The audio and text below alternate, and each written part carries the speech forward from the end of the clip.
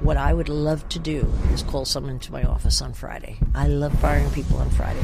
Barbara Corcoran in the house! My next guest is one of the biggest names in real estate, a successful entrepreneur and star of a hit TV show. Now the female titan is getting some heat. The minute a woman cries, you're giving away your power. Barbara is definitely over the top.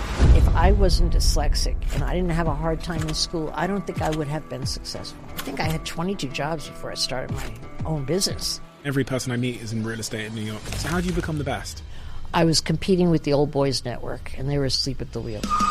Nobody was thinking of new ideas in real estate. I would think of the greatest bullshit to create publicity. Did I manipulate them? I played my cards. Everything I've done in my life has been one long attempt to show the world that I'm not stupid. Ramon Simone. He was my boyfriend at the time, and he offered to loan me $1,000 to start a business with him. He was my 51% business partner. He ran off with my secretary the 7th year we were in business, yeah. He said, "You'll never succeed without me." You know, insult can really be a wonderful motivator. I knew I was going to succeed. I had to, just because I had to show him that he was wrong. If you're driven by these unhealthy insecurities, you need to go and see a shrink. I'm afraid to see a shrink. Why? Why? Well, you'd ask good questions. Damn you. I had an issue. I felt...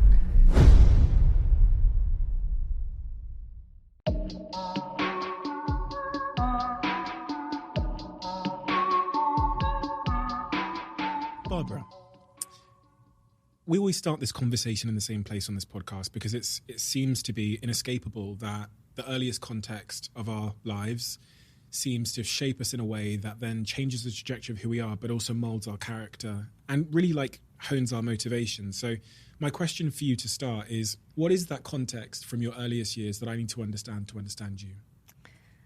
First off, I'd say competition. I was one of 10 children. We, of course, only had 2 parents to share. We were in very tight quarters, a 2-bedroom, and just to get the attention of a parent was very hard to do.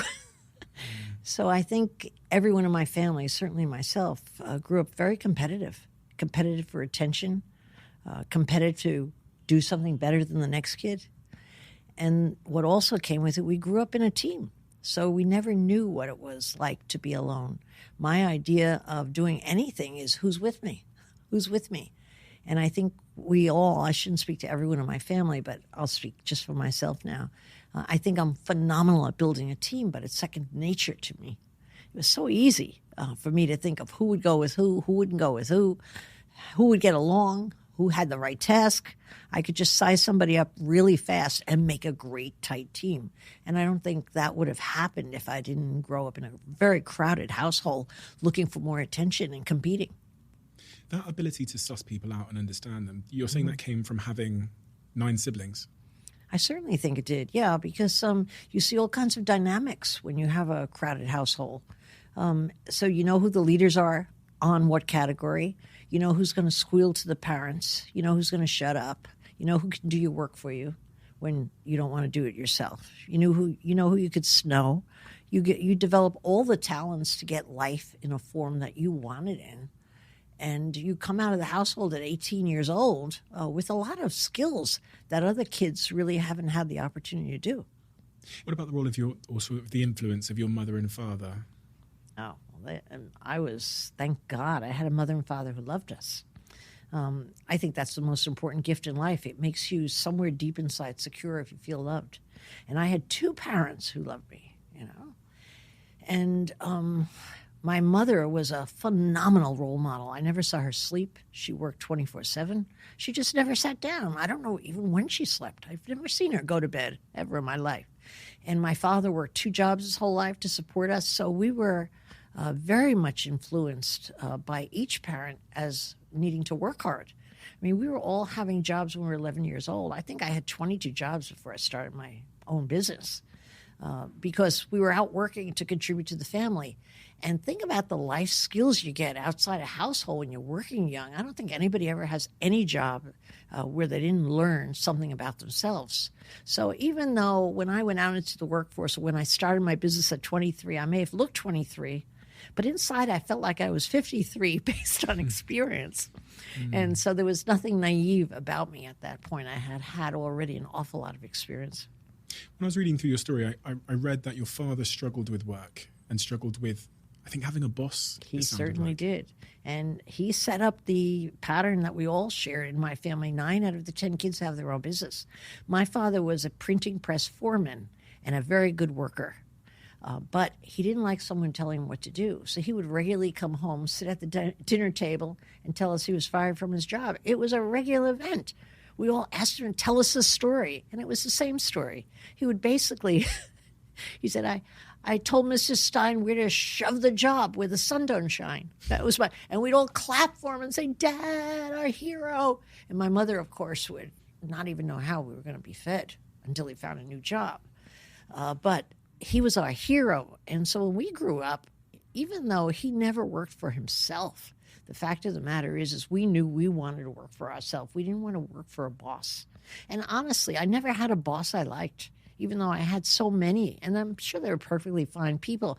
But I didn't like the fact that I wasn't the boss. It was clear to me. Your father drank sometimes. Yes, he did drink sometimes. And I'll tell you how that played a role in our family. He was a social drinker.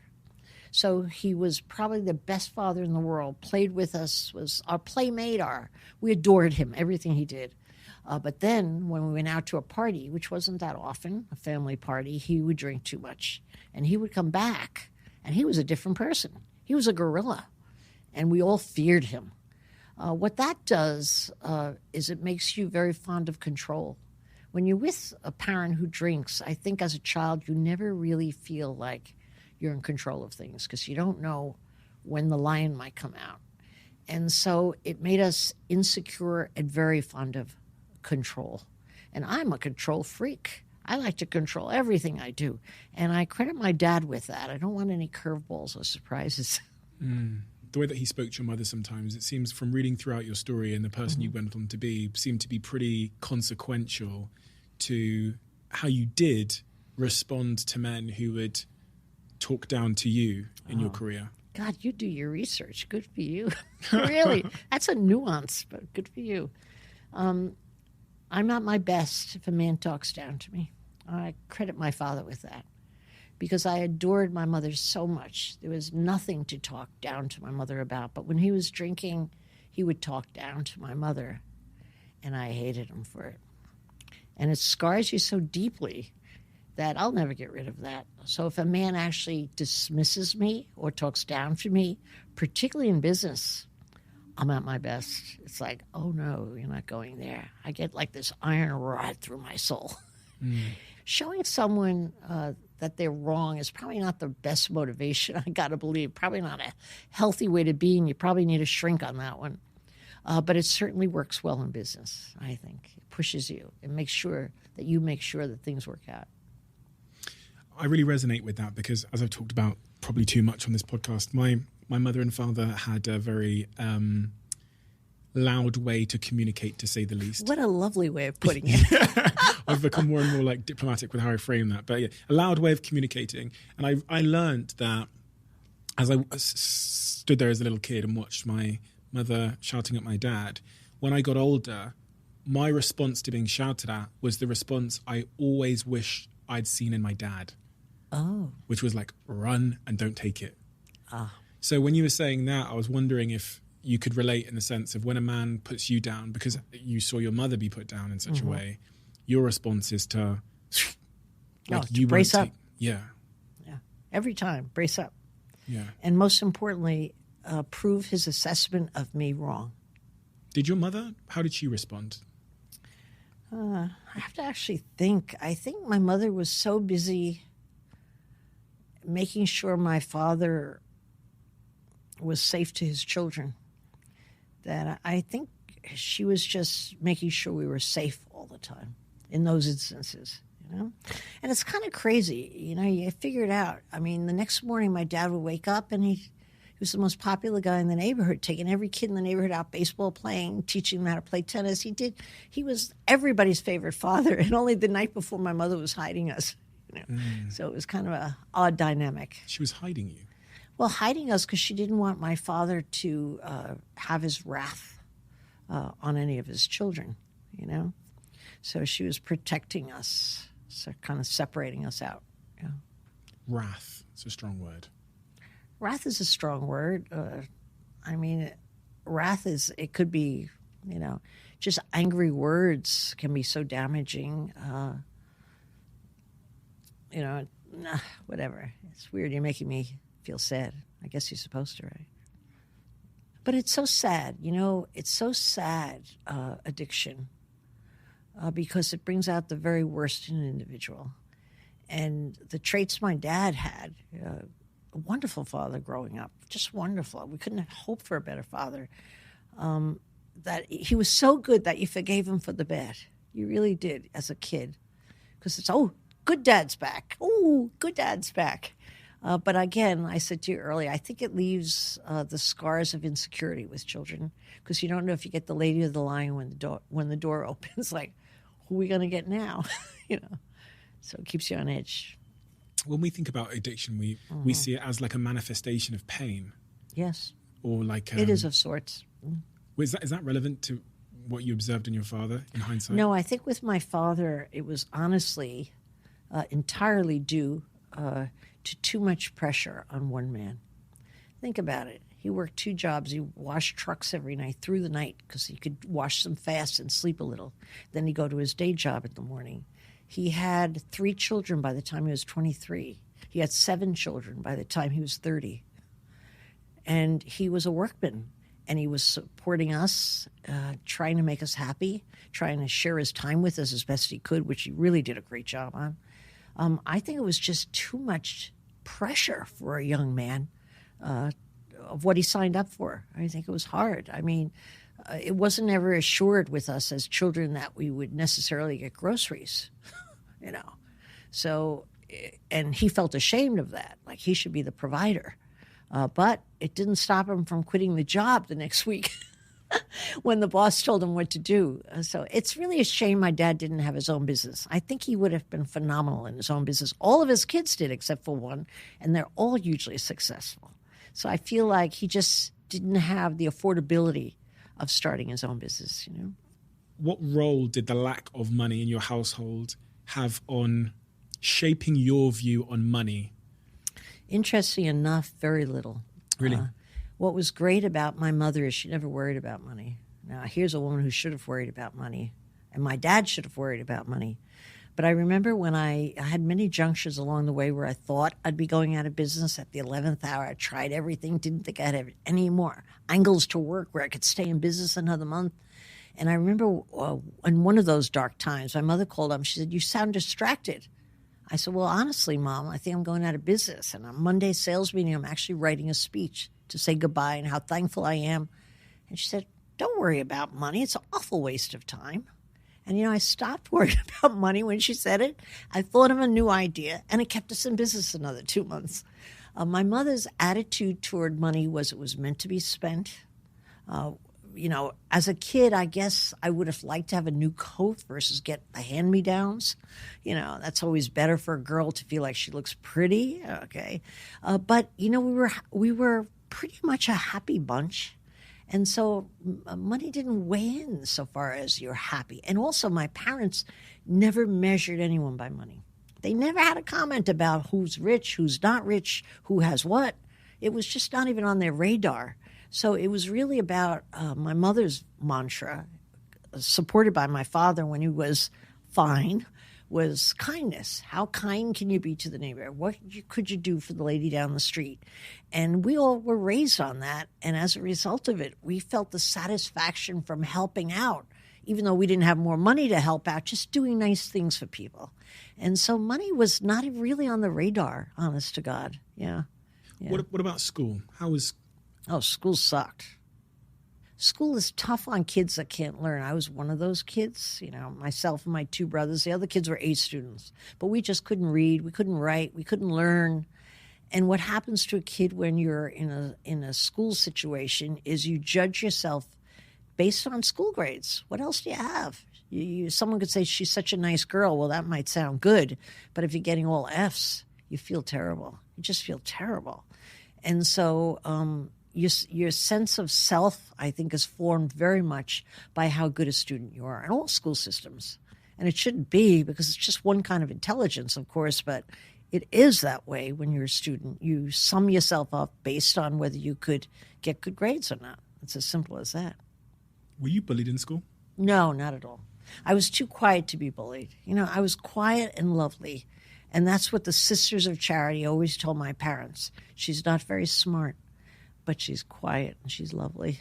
Quiet and lovely. I heard it my whole life. And I was. I never said a word because I didn't have the confidence to say a word. I wasn't going to speak up and be found out. And those aren't the kids that were bullied. The reason I asked about the question about being bullied is because I know that you're dyslexic. Mm-hmm. And often, especially in that day and age, we didn't understand dyslexia. So we just thought those kids were dumb. Odd, dumb. Yeah. Did you ever feel that kind of criticism from your peers or your teachers? From the teachers, yes. I had one teacher in third grade that really gave me a label that stuck with me till I got out of high school. She said to me, if you don't learn to read, you'll always be stupid. And she said the word stupid with such disdain. That was the first time I really heard that word. Before that, no one told me I was stupid. Stupid. That's what's wrong with me. I'm stupid. And that's when I got quiet. That's when I just shut up and never talked again in school, because I didn't want to be called on to read out loud. I mean, for me, my idea of hell on earth was being told to read out loud, which was typically how you learn to read those days. You go up and down the aisles, your turn to read. I mean, nothing was worse than me going, them, and all the kids laughing and snickering. So I wouldn't call that bully. I mean, I was a show. So I guess I would have laughed if I was them too. But it's so painful when that happens, because it takes your confidence and demolishes it. But thank God we all worked. Thank God I worked by 11, because every job I had, I did a great job. I used my mouth. I didn't have to write. I didn't have to read. I could do any job. And people always told my mother what a great worker I was. So I was proud. So, you know what? I think in hindsight, if I wasn't dyslexic and I didn't have a hard time in school, I don't think I would have been successful, believe it or not. Because I think everything I've done in my life has been one long attempt to show the world that I'm not stupid. So I'm driven because there's a piece of me that always thinks I might not be smart. I mean, I know it's bizarre because I'm smart, but in an insecure situation, I doubt myself sometimes. But I've learned to replace the tape. I don't have Sister Stella Marie in my head anymore telling me I'm stupid. I have a tape of my own telling me I'm incredible. I'm beautiful. Boy, you could do this. This is nothing, I've got that tape that I had to replace over the years. But let me tell you, it took me a lot of years now, I can't say I totally replaced it, but mostly put a nail through its head. But it takes a lot to get over the damage done if your self-perception is a negative one from the get-go, because we all don't leave our childhoods behind so readily. They stay with us, I think. And you credit it there for your drive. Absolutely. But also, you said earlier, if you're driven by these kind of unhealthy insecurities, you need to, at some point, go and see a shrink. I'm afraid to see a shrink. Why? I'm afraid they'll straighten me out. And would I be successful then? I stay a mile away. I know it's crazy. I've read a few books and self-analyze. But no. First of all, they're very expensive in New York. And in that way, I'm too cheap to pay. My shrink is working out. If I work out or if I weed my garden, I'm straightened out for the moment. Okay. But that's the way it is. I ask for selfish reasons. I found myself at one point for the same sort of insecurities and feeling like I wasn't enough, being very driven to prove the world that I was. And at some point that comes at the cost of this other set of things which are important for happiness, relationships and balance and whatever else. So when you said about at some point you need to go see a shrink, I get it, because at some point you can be a bit too dragged by your pursuit to prove the world that you are enough, that you of course it's too much, compromise a bunch of other things. Of course you do. I mean, if you're strong in one arena, something's got to give. What had to give for you? Relaxing. I don't think I've ever relaxed in my life. But honestly, when I'm relaxed, reading a book, it's fine for a half hour. And then I got to get up and accomplish something. I'm very driven to accomplish, to see the difference I've made in the world, to an individual I just spoke to a business I've been involved in, to a neighbor I've befriended. Why? Why? Because I want to know for sure, without a doubt, that I haven't wasted a minute and that my existence makes a difference. Why? Because I think it's important. Why? Well, you ask good questions. Damn you. Why? Why is that? Because I don't want it to be a wasted life. You know, I'm just one of those that you get one shot at it, and I want to see how much of an influence and how much of a difference I can make. I really do. I mean, so I guess relaxing feels like wasting time. It doesn't mean that I can't have fun with friends. I have the most great circle of close friends that I have so much fun with. That's a priority in my life, and it was a priority in my business. Fun is number one in developing teams, I believe. But in addition to that, I just have to be productive. I do need a shrink, don't I? Do you have one in the house? No, but if you find Would they one, give send me a them my way. courtesy hour? Courtesy hour. Trying to get a discount. Off you went into the world of work, as you said. You had some. By the way, you would make a good shrink. Oh, Can't we just switch gears a little and you do me? You don't realize what's happening here. I'm actually using you as my shrink. Oh, why- really? Yeah. I don't think so. Yeah. No, I ask questions that I genuinely care about. And typically that means because I'm struggling with something. So that's why I was pursuing that avenue so diligently. You had some 22 or 23 jobs before you started your own business. Yes, I did. Jobs from everything from being a receptionist to a waitress to everything in between. We often look back at those jobs that didn't pay us a lot and that the world doesn't hold in high regard as some people might think that they are a waste of time or they were like necessary. Oh, wow. What's your view on when you were a receptionist and a waitress? What role did that play in your overall success? I think whether you have a menial job or an important job, it's what you're learning. I mean, there wasn't a job where I didn't learn a lot. For me, I would take any job, not based on pay, but gee, what could I learn? What could I learn? Because that made you more valuable. I never really thought it made you more valuable to be paid more. But hey, I haven't done this before. Let's see what this is about. And you learn skills. I think I learned more through my waitressing jobs because I always had a few at once. You know, you could always get a waitress job behind a counter. I think I learned more about people waitressing than building my business, honest to God. You have to size someone up. Your territory is your counter. You have to make them happy. You want to upsell them a little bit. Maybe you say, you can give the second cup of coffee for free, but how about a slice of cheesecake? It's really good today. You learn how to hustle. You learn how to be organized, how to get the containers in order, how to make sure they're filled when the customer steps out, how to get that person something to drink while you're working on this person. I mean, I learned so much in every one of those jobs. And you know what's great about having a lot of jobs? You start to get a profile of what you're good at and what you're not. And I, in short order, after maybe 7 or 8 jobs, not that I knew what I was going to do for a living, but I knew what I was good at. I knew I was good at getting along with people and making them smile. I could talk to somebody and make them happy, absolutely. And I also knew that I was efficient. I could create a system in anything. I would see the diner counter all wrong, not running right. I would talk to the boss, say, if you did this with the maple syrup and change the sugar, and I could, like an executive, I could rearrange the whole counters, in an efficient manner. And I started learning that those were my 2 gifts, people and efficiency. And if you think about any business, those are really big ticket items.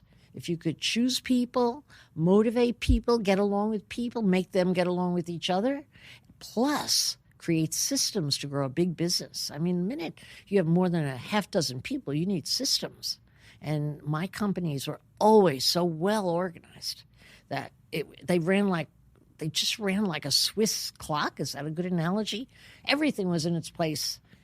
Nothing had to be duplicated. It was fast forward. And so I was able to build very quickly, which I had to do because we had big people in my market. And if I had built and replicated systems at a normal pace, I would never catch up to them. So I had to do double, triple time. And what's your answer on that one? Systems. Systems get you moving forward, get a business like a machine. and that was a gift I got from my menial jobs. Thank God I worked. Imagine if I hadn't worked and went out into the real world thinking I was dumb, that I couldn't do anything just because I couldn't read or write. Thank God I learned I could be a lifeguard. I learned I could be a tent salesman. I could be Barbara Buttons calling for solicitations 8 hours a day. I could be all those menial jobs, a hot dog salesman, sell more hot dogs than the next guy. I mean, I had confidence from every one of those jobs. Like, look how cool I am. Maybe I wouldn't win respect by everybody. Well, who cares about the hot dogs? But in my book, I knew I sold more hot dogs than he sold on his, So no, thank God for the jobs. You learn so much by trying different jobs on, It's so important. At that age, if I'd asked you what your dream was, what would you have answered? I wouldn't have answered the question. I had no idea. I would say, I just want to work. I just want to, quote, work. It didn't make a difference what I was working at. I just knew that when I was working, I felt capable. That's all. And conversely then, what are you bad at? I think, as you said, it's very important to know strengths, but also weaknesses. You know what I'm bad at? I'm bad at math, numbers. Terrible. Just terrible, really. I don't even understand. I took algebra 4 times, 2 years in summer school. Never passed it. They finally just gave me the grade to go through. I'm very bad at math. I'm bad at legal. I'm bad at committee meetings. I'm bad at listening to a blowhard who just goes on, doesn't cut to the chase. I'm very bad at impatience. I want to know what you want from me, and then you tell me how you got there. I don't want to hear how you got there and then what you want. I always want to cut to the chase, so I'm impatient. I've learned to hide it because you can't be so visibly impatient with people. But as long as they tell me what they want on the front end, I could hang in there for the long explanation after, because I've already concluded what I'm going to do, Yeah. So that's what I'm bad at. But lucky for me, I've always surrounded myself with people who are opposite to me, And by the way, I shouldn't really say I'm bad at numbers, because I had a business partner, my 10% business partner, Esther, my whole life. I made her my partner. She was great at legal and finance, and she used to spend hours when we wanted to open 1 or 2 new offices doing the numbers to see if we could afford it. And I used to come into her office and say, what do you think? She says, I don't think we should really do it. I said, well, let me tell you why we're going to do it, because we really need to beat the next guy. And let me tell you, if we have $80,000 and the desk produces only 42, it's going to take us about 9 months to actually meet our overhead, and we'll have to cut back on the advertising, and we'll have the managers work for free. And she'd say, what? And it worked every time. So I must have had a taste for numbers in that kind of a way. I could always see the picture on numbers, and I'd be right.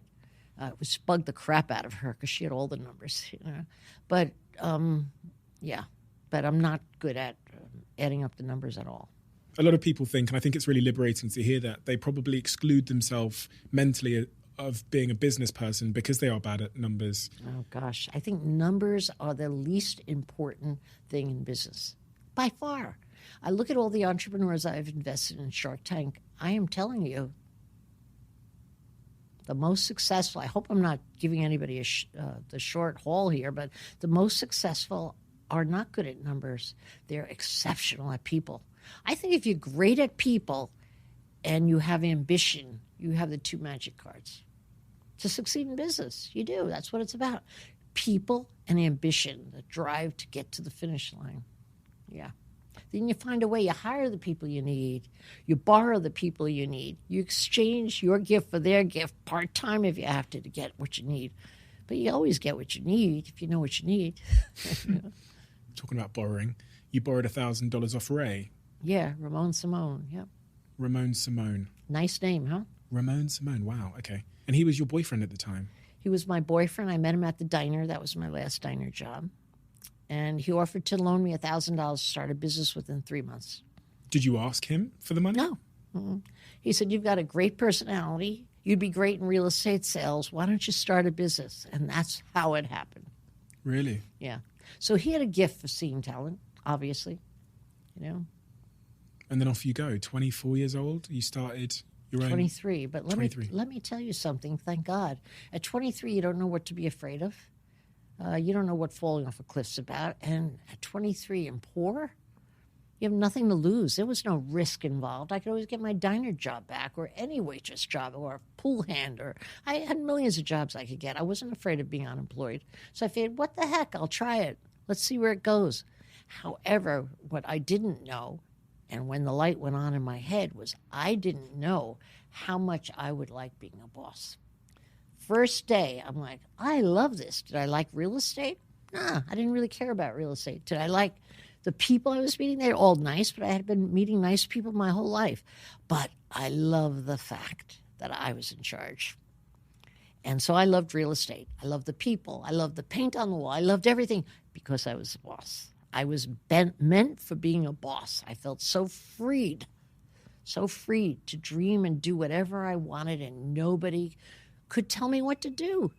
It was the greatest gift of all, freedom. I'm getting juicy just talking about it. That real estate company became very big. Am I right in thinking it became the biggest residential firm in New York? Yes. Before I sold it, we were number one. The biggest residential real estate firm in New York. Mm-hmm. Why? Because there's so many residential firms in New York. There's so many like real estate people. They're everywhere. I mean, every person I meet is in real estate in New York. So how do you become the best? Honestly, I think there's a lot of reasons how you succeed, right? But I think the major cards were I was competing with the old boys network, and they were asleep at the wheel. It's not that they didn't do good work, but you have to realize real estate brokerage in New York when I was started, and I guess is somewhat the same, was controlled by rich guys who inherited the business from their father or their grandfather before them. So they were very important, very self-important, very well-educated, very good at what they did, but they did the same old thing. They did it the same old way. And they also hired people like themselves. They were white, privileged, and they hired white, privileged women to work for them. That was a whole cast of characters. When I came in, I couldn't get those white privileged women to work for me because I was a kid. I didn't know anything, and it was no status associated with it. We were a new kid in town. We had 3 people. Who was going to work for me? I had to beg, borrow, and steal to get anybody to work for me. And so they were cocky. And the minute I smelled that they were cocky, which happened to me about the 3rd year in business when I went to a large real estate board of New York meeting, I remember I went home and I said, I'm going to beat these guys. And I knew it because they were very cocky that they were in charge. And what weakness did that create? A tremendous weakness. They're blind. It's like competing with blind people. They were also rich enough not to want to lose money. When the market went south, which happens again and again in real estate, it's up-down market, they would not spend money. They would hold their money in and protect it. They would not take a chance because of the reputation. They would check what they were going to do against a committee. I didn't have committees. They would check what they were going to do against their attorneys. They had attorneys. They were all stop signs. I would think of an idea on a Tuesday and have it in the street by Wednesday. They would think of an idea on Tuesday if they even thought of it, or if they listened to a good employee who had a good idea, which they tended not to do. It was always their ideas. But if they listened to that employee, they'd have to check it with the committee, work it up the line, talk to their dad, talk to the attorneys. I'm like, thank God they're in quicksand. So I think a big reason why I was able to succeed is because I competed against the norm of an old boy network. If I had to compete with other people like me wanting to prove something, desperate to make a go of it, I would have had that hunger to compete with. These guys weren't hungry. They were well-fed and well-vacationed, and they liked it that way. One of the things I took from that is whenever you're competing against like a big, complacent, slow incumbent, being the opposite of the incumbent is the winning strategy. You were quick because you didn't have that bureaucracy or sign off for lawyers. You were like high risk, you were agile, and you were naive. Yeah, you know what else I had, which isn't to be underestimated? I had a wonderful imagination. I would think of the greatest bullshit to create publicity every day of the week. I just would dream up some stupid stuff and give it to the papers or the TV stations. I would churn out reports that I had no business turning out. But I could think of an idea a minute and I would just throw it out there and see what happened. Nobody was thinking of new ideas in real estate. It was about controlling the listing market and controlling the number of bodies working for you. That was the only game in town, not how you did it or what differently you could do. Nobody even really was concerned about the customer or the sellers. They just want to know if they had a contact with them because it was a contact game. But I came into a different generation where contacts meant less in New York. As the waters of New York changed and everybody started coming to New York, and different nationalities and different colors of people, everything was changing. And these guys really thought it was not changed, you know? So it was such an advantage to have a lot of ideas and to have tattered soldiers, anybody you could get your hands on, and to make them believe they were as good as the fancy people. And my people believed they were as good.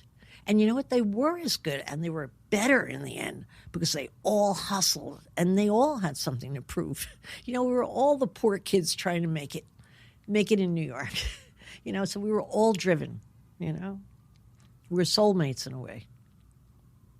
That company culture and that like philosophy, you're citing that as being really pivotal to why you were successful. What does that mean, like culture? And how do you go about creating that culture? The main card is having fun with your people. I put fun before anything. I mean, I certainly wanted to drive sales hard, open new offices, hire new people, nurture a great management system, all the things that go into any business. But more than that, I wanted to make sure everybody loved each other. And the way you get to break down barriers between people who all compete with each other. Remember, in sales, you like who you're working with, but you don't really totally like them because they're after your market. So you're friend enemies, really, in a way. And so I believe that if you had enough fun with your people, it was a great equalizer. When people laugh together, they come up with new ideas. When people laugh together, they loosen up. I used to have people dress for my parties or they couldn't come in. I would have them dressed 1940s, 1950s. I had them cross-dress. Oh, what a rebellion at the kingdom. The straight guys, I'm not cross-dressing for her. Of course they cross-dress for me. I had a party where everybody dressed as a nun. I'm not going as a nun. Of course they came as a nun. Do you know how exciting it is to be in the Waldorf Astoria ballroom and see 1,000 nuns at a party? It's a blast and so much fun. So we would have picnics, parties. I would take the women spontaneously. Hey, come with me. We're going downstairs to Barney. I'm buying you new underwear. Why? Because it's so bizarre. And they all go down and pick out the most expensive underwear they could find. I mean, this bizarre stuff made them tell everybody who wasn't in the company, oh, God, guess what we did? It was an adventure. And sooner or later, what happened after about, I guess, maybe 10, 12 years, I didn't have to recruit anymore. Our reputation as being the best place to work started recruiting for us. My salespeople recruited for us just by repeating stories that happened every day. And so I do believe you create a great imaginative culture if you could insist on giving as much attention to planning good fun. I don't mean boring Christmas party where you drink, nothing like that. Some bizarre means of having fun.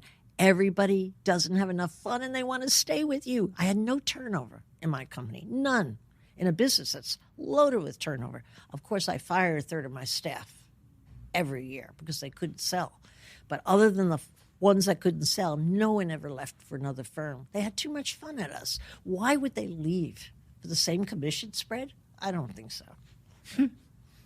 5 years in to that business, to that venture, Ramon Simone runs off with your PA. Yes, she was much prettier than I, 10 years younger.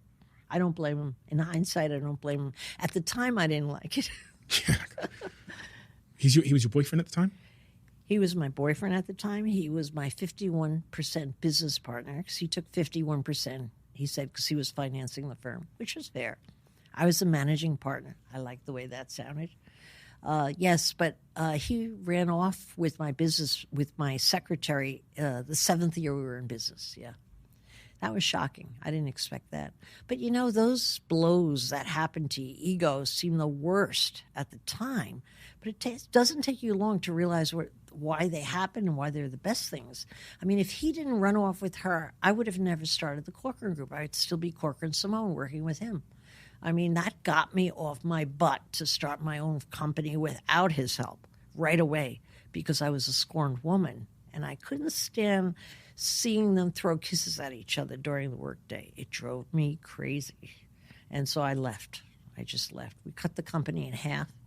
At the time, we only had 14 people. He took 7, I took 7, and off I went. Thank God that happened. And then he gave me those wonderful parting words. You'll never succeed without me. Thank you, Ray.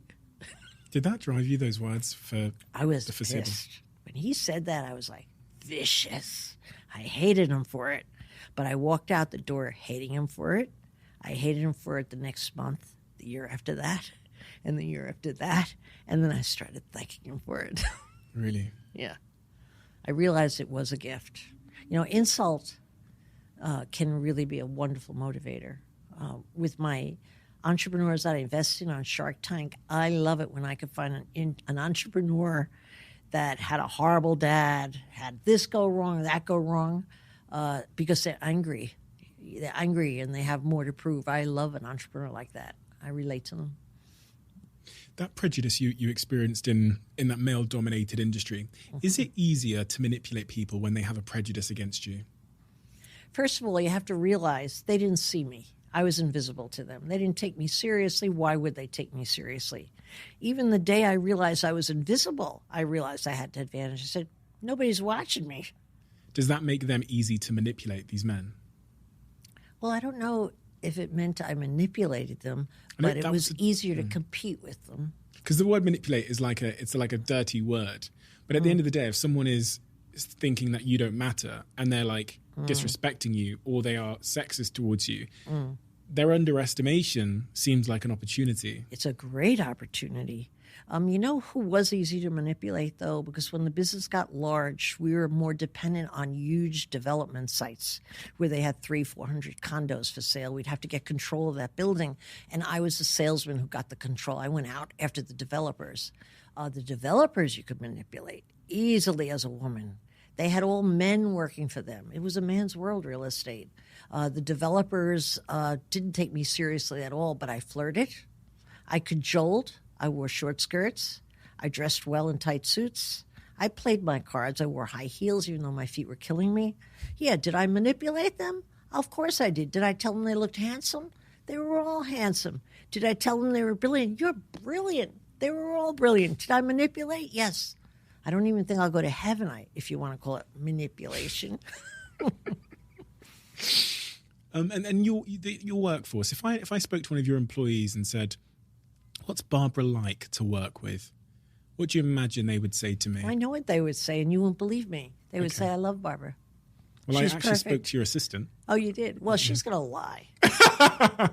Emily? Yeah, she said you are a nightmare. No, I'm joking. No, I'm joking. she wouldn't say that. But, you know, you have to ask. You have to realize who you're asking. Emily is an absolute angel on earth. She has never had a bad day. I wish I was her. She's incredible. So you can't ask her. You have to ask a son of a bitch who works for me. What would they say? They would say, we love Barbara. I'm telling you, and I deserve it. I don't mean to brag, but I am the best boss I've ever met, by far. And I don't think anyone could be a better boss than me. Honest to God. And I think the root of being a good boss is from the very first day I was in business, I understood the cardinal rule, which is I work for you, you don't work for me. And that's my attitude my entire life. What can I do for you? How can I make your job easier? What don't you like to do? What would you rather do? How could I be this for you? What else do you want? I shower my people with anything they need selflessly. And you'd say, well, that doesn't put the boss ahead. It does, because as they get stronger and go up the rank, they carry me for a free ride along with them. That's how it goes. No, I do believe the key to being a big boss, a growing boss, and a great boss is really understand you work for who's working for you. It's as simple as that, you know? It's kind of like being a good mother in a way. You're a slave to your kids. You just want to please your children, you know? I've been thinking about something recently about how leadership isn't about being, and this kind of sounds like it's wrong, but let me explain. Leadership isn't about being consistent with your people. Some people in your team will require a certain type of treatment to get the best out of them. And then some people in your team will require probably the opposite treatment to get the best out of them. Can you relate to that? Does that strike you? Can I tell you, it's a misnomer that you would treat anyone like someone else. No, I was biased with every single person who worked with me. I would do different things for different people based on their own need. I would just really size them up. What's going to push this kid ahead? What's going to make this person have confidence? What could I do to... And I had a different formula for everyone. No, I think the key was knowing each individual and what floats their boat. What's important to them? What's going to make them better? No, I was never even-handed, ever, with any of the people I worked with, because they were all individuals. And today, more than ever, people really want to be individuals. They want to be treated as individuals. Their interest first. You know, I meet a lot of my peers who complain that the modern-day worker wants to be promoted fast, wants their interests met. I'm like, well, that's fine. I've always done that. You know, that's the right way to handle people, to get the best out of people. Yeah, no, that's the way to go. Wherever that philosophy came from, they haven't created a big team, or they know better. What characteristic would I have to demonstrate working for you that would make you fire me quickest? Fire you? Yeah. Attitude. Okay. Absolutely. You know what happens is, as careful as I was to hire, and I control the hiring for probably the first 10 years of my business until we got to 500 people, and when past that, I couldn't do it anymore. I did some, but not a lot. What I would love to do is call someone to my office on Friday. I love firing people on Friday. I would stop by someone's desk on a Wednesday and say, hey, would you have any time sometime on Friday? They should have heard about the rumors. Yes. What time's good for you? 2? See you at 2. I couldn't wait till they came in to fire them. You know why? Because I picked out individuals who were negative, and my attitude toward the negative person was they were ruining my good kids. Because people who are negative have to have somebody else to be negative with them. They got to talk to somebody, complain. Okay, I'm not talking about people who tell you what you're doing wrong. They're invaluable so that you can get better. I'm talking about chronic complainers and negative people. You got to get rid of them. So I learned very early, after firing one negative person, never tell them why you're firing them. Okay? Or you get in a rat's nest. Why am I negative? Why? I go, no, you just don't fit the company. But why? I don't know. You just don't fit the company. Maybe that's a little mean, but I never carried a negative person for more than a couple of months. Sometimes they're undercover at first, but eventually they come out like, hey, do you have any time on Friday? If you ever ask me for a meeting on Friday, don't sorry, come. Barbara, Don't come. I'm fully booked. I'll take the Friday off. Blimey. Why are you so irked by complainers? And is it something about... They're thieves. They're thieves. They take your money away and they take your energy. And the most valuable asset you have is your energy. And if they take your energy away, you're not going to deliver enough to everybody else. There's not enough to go around. No, they're thieves in the night. They come in, they got their hands in your pockets, and they're taking your goods. That's how I see negative people. When you have a team filled with very positive people, it's like they're stuffing your pockets with money and jewels all the time. It's the way you want to be. It's those people you want to be around. Yeah. Have you noticed, because I think I've noticed this, that, you know, my first business where we had about somewhere around 500 people, 95% of my people problems were created by like one person. Of course, the complainer. Yeah. The negative person. Why? You didn't ever work on Friday? No, do you know what? I didn't realize. I should have just made the decision quickly to get rid of them. But then I had that complex, which bosses sometimes have, where I go, well, if I get rid of them, then it's going to impact the culture, and then they're going to do this. And sometimes they're so much of a complainer and so negative. They've acquired so many ears to be negative too, that yes. there was this fear that if I fire them, then there's going to be even more negativity, like a volcano of negativity. That was naivety on your part. Yes, I'm sure you found very differently once you fired a few people. Amen. Yeah. Amen. I learned the lesson, and one of my philosophies now is like, as soon as you know, fast as you possibly can. And your point about don't say it's because they are, you can't say because they're negative. Oh, you can't win at that game. Yeah. You know, it took me probably 3 years. I hired a great salesman from another firm, which was reaching for me because I groomed all my own. No one wanted to come. And someone actually wanted to come and work for me from a bigger firm. I couldn't believe it. I hired this lady. She was so negative right away. So negative. She had two personalities, outward when you're interviewing and inward when they're working for you. And she was so negative. And I really thought I could change her around. I'm such a positive human being. Everybody here is positive. I'm going to change her around. And then I learned the important lesson. If her parents couldn't make her smile, I wasn't going to. Forget it. They had this lady for their whole life and she's miserable. I'm not going to make her happy. And so part of it is admitting defeat, that you're not all that powerful where you're going to turn somebody around. No, negative, you just get rid of them. Terrible. Let's talk about something more positive. What about compliments? Compliments when they're genuine, not compliments that are empty, and not compliments in front of a group for the sake of grandstanding. I just don't believe in it. People see right through the bullshit. You know, everybody, you could get somebody with the lowest IQ in the world, you bullshit them, they know it. They just know it. You just assume people are smarter than they look, okay? And so I think a genuine compliment with specifics to back it up is the greatest thing in the world, and you'll make someone fly and become even stronger the next day. But if it's not specific and why that was so smart that you did and what it did for us, that's a compliment. Let's give her a round of applause. Okay, That's the right kind of compliment. But, you know, to find those compliments, it is creating a habit as a manager or a business owner of looking for them. I would walk through and try to find anything good I could talk about, anything anybody did good that somebody would snitch on. And then I'd get the details down and then give them a compliment individually if I thought they were a private person. But if I thought they were a competitive person, I always did it in front of the group because they're competitive and they want everybody to see they're better, you know. So, the compliments are so powerful. But, you know, they pass. I think the greatest compliment you could give an individual is trust that they are better than they think they are. And I honestly think that people write themselves off for so much less than they're capable of.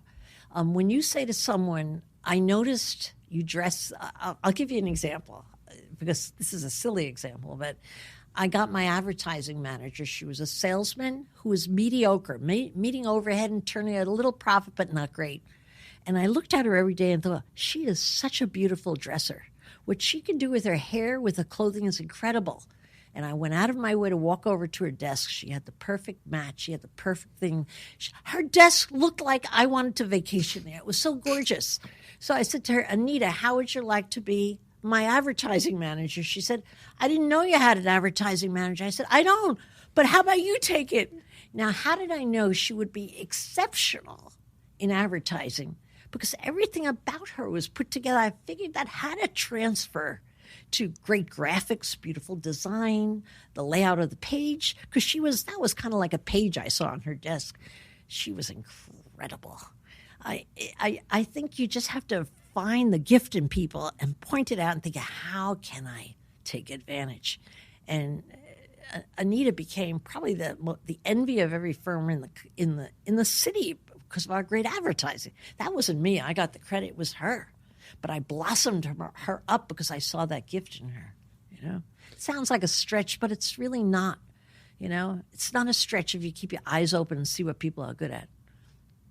We talked about the mouth there with the smile, but what about the eyes? You mean looking at someone in the eyes? Yeah. Oh, you have to. I mean, do you trust anyone who doesn't make eye contact? Ever? Really?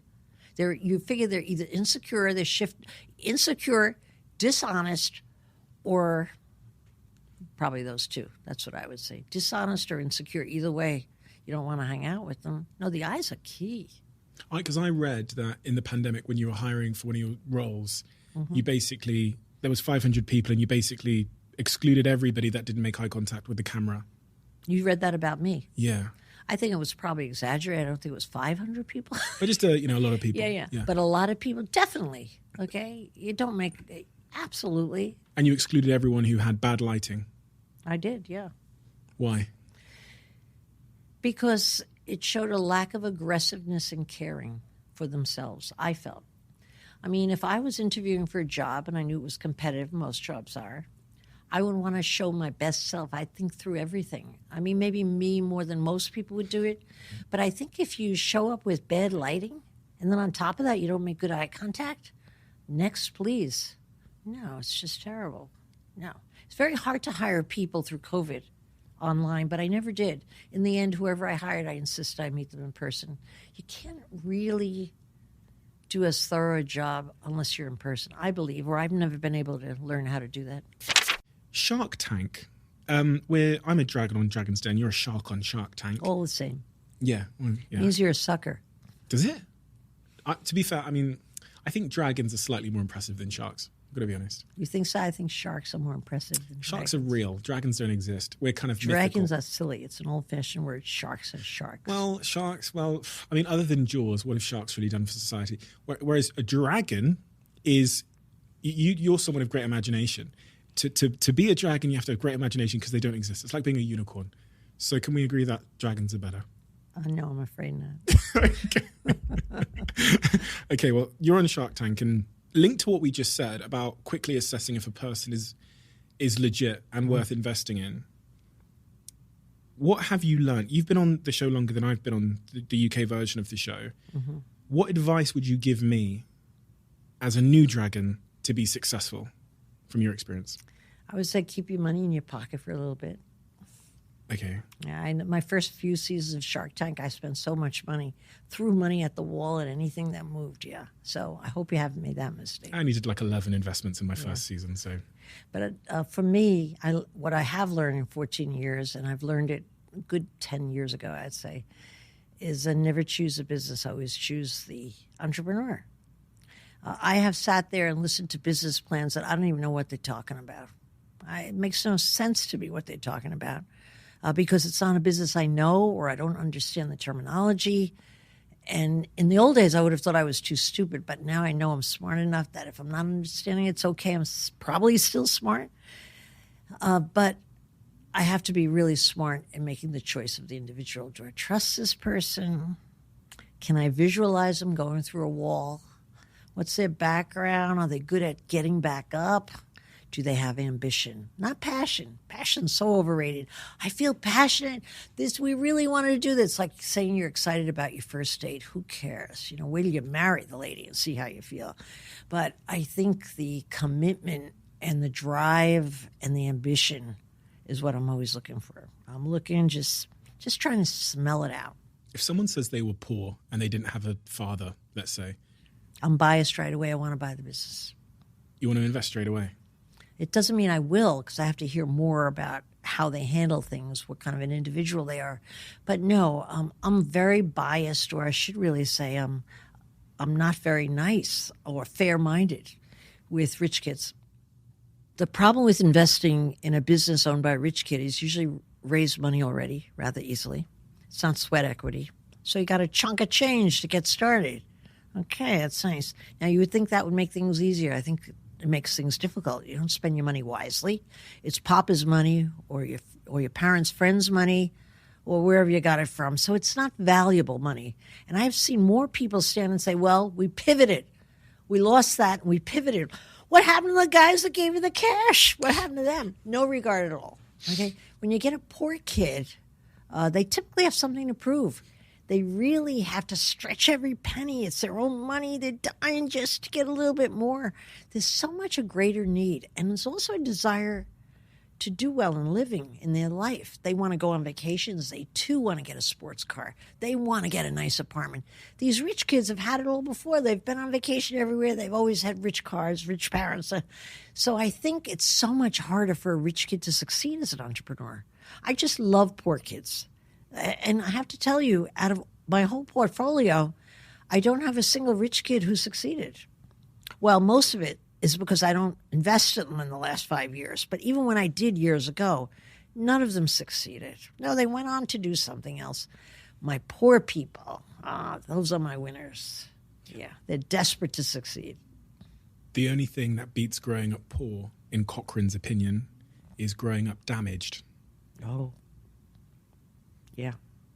Well, aren't we all damaged in one way or another, right? But you could get damaged by money and affluence so easily. I think it's easier to raise a poor kid than it is a rich kid because of the circles they fly in, their value systems, who they measure themselves against, what they measure.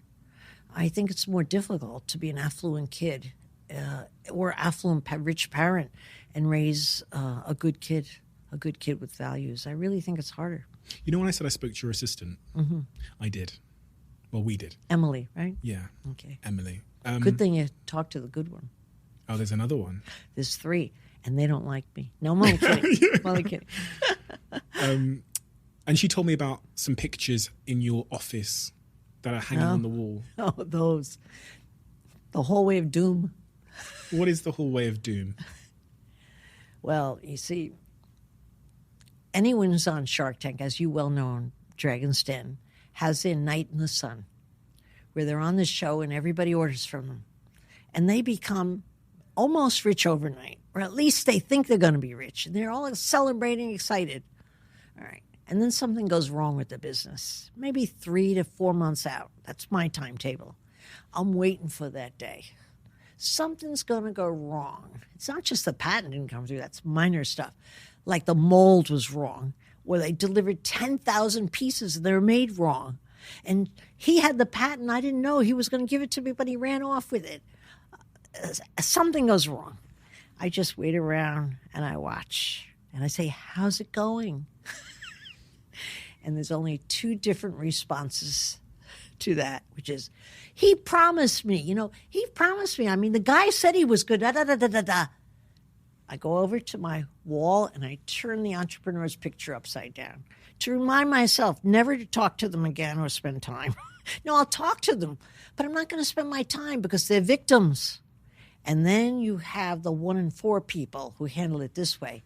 Ah, crap, I can't believe I made that mistake. Okay, let's see what we should do. That's an entrepreneur. Moving on, moving out, and going forward and taking the blame, even if they weren't to blame. Every one of my really successful businesses I've done so well have had the worst setbacks, but they've always taken responsibility. And those pictures are always right side up. They call me on my cell. Hello, how can I help you? Because they're phenomenal entrepreneurs. I believe that the difference between the really good ones and the ones that don't make it are the ones that don't make it know how to be a victim. They feel sorry for themselves. They blame the next guy, and they don't take the responsibility as their own. And that's what an entrepreneur does. You're the boss. It's your problem, period. It's your problem. It rests with you. Now what are you going to do about it? And these kids that are really equipped to not hesitate at all, but just get on the horse and go galloping, going again. They're terrific. I invest in 4 women cousins who have a very clever, well, I don't know how clever the business was, but they're clever.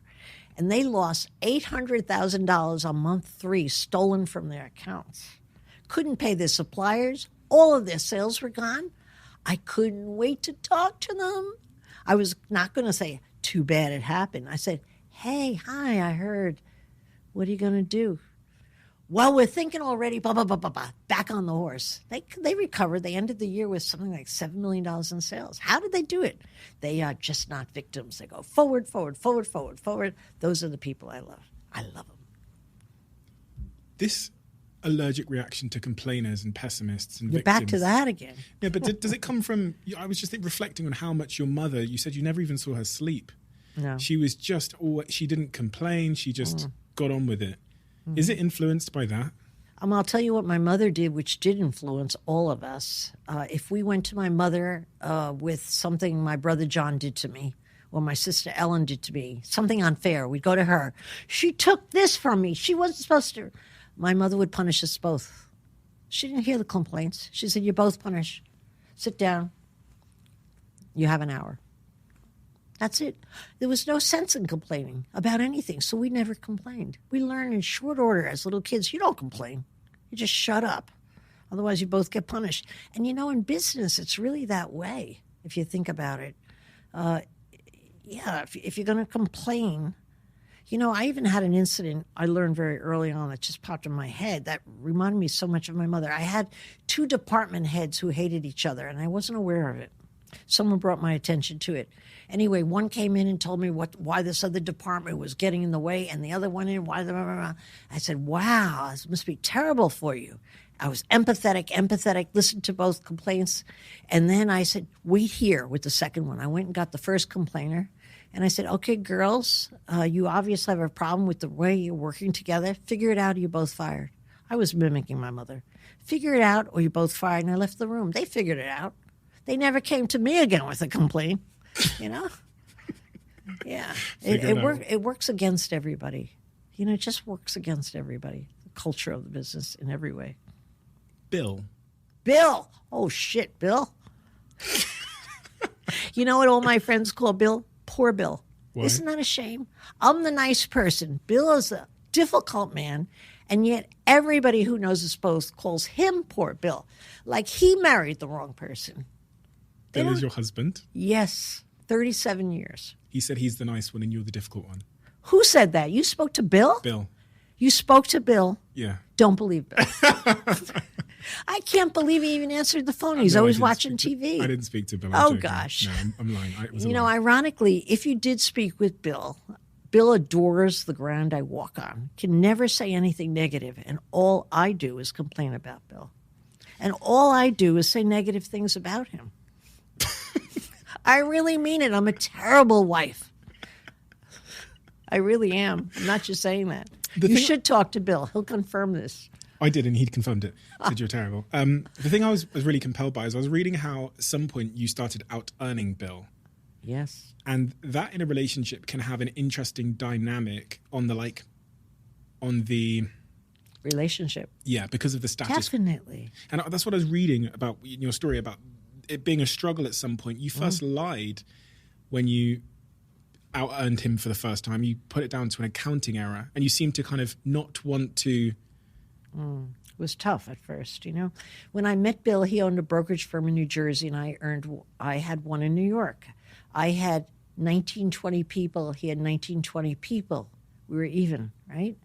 And then within the next 4 years, I had 500 people, and he had 22. Not a good scene, all right? We were both earning about, just able to pay our rent kind of when we got married. But when it went askew that I out-earned him by a mile, you have ego at risk, you know? Really? Very much so. Absolutely. And I married the kind of guy that was most bulletproof for feeling ashamed about not earning money. He was an FBI agent. He was a top selling agent in New Jersey when he was a young stud. He graduated from Annapolis. He was an honored Navy captain. I mean, he was accomplished, the head of the Republican Club in the state of New Jersey. Everything he did, he was accomplished. All I did was run a business, all right? However, all of that stuff is not measured by money, you know? Once I was making a lot of money, it was hard for Bill. It was like everybody knew me. Once I had notoriety, you're married to Barbara? He stopped being Bill Higgins, the FBI agent. He stopped being Bill Higgins, the Navy captain. I mean, all that stuff kind of didn't count as much anymore, and it should have, because we're in a New York town where everybody values you by how popular and how much money you make, and he was less than me. But how did he stay with the marriage after all these years? Because Bill really doesn't have much value for money. He never did. It's not important to him. He's just a nice guy. But I had an issue with it. Yeah, I had an issue. I felt not feminine enough when you out-earn your husband. You don't feel that feminine. You feel like the caveman instead of the cavewoman. We have a closing tradition on this podcast. The last question is always left by the last guest. The last guest left the question for you. What did you learn from your greatest failure? I learned that you get back up and all the opportunities in getting back up. Just got to be a habit of getting up. You get up and you're going to find some shit that you could do something with. Just get up. That's a habit. You have to make that habit. Barbara, thank you. My pleasure. Thank you for the inspiration. Thank you for the humor. You're hilarious and brilliant in equal measure. Really? And you absolutely are. You absolutely are. And you're definitely in my top two favorite sharks. You and Damien are my favorites. So forget about Damien. Okay, he's Mark. No good. Mark's no good. Thank you so much for your time. And I don't want to be among your favorite sharks. I want to be among your favorite people in the world. You're my favorite shark now that I've met you. You're so funny. But so, for sure. Thank you for the inspiration. I don't believe you. I'm looking you in the eyes. You can trust me. I do trust you. You're very trustworthy, I can tell. Thank you so much, Barbara. It's an honor.